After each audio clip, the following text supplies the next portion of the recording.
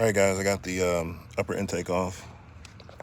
There was this little hose in the back right here, and then these were the two tins I was getting off. Other than that, then you just got these bolts here. 1, 2, 3, 4, 5, 6, 7. You got 7 bolts, 10 mil to take off. Now we're gonna go ahead and take these coil packs out. We're gonna get this harness out the way. Slide this out the way as best we can.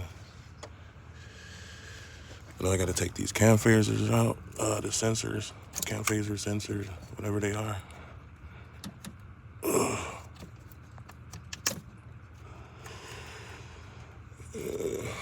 got this one in the back here.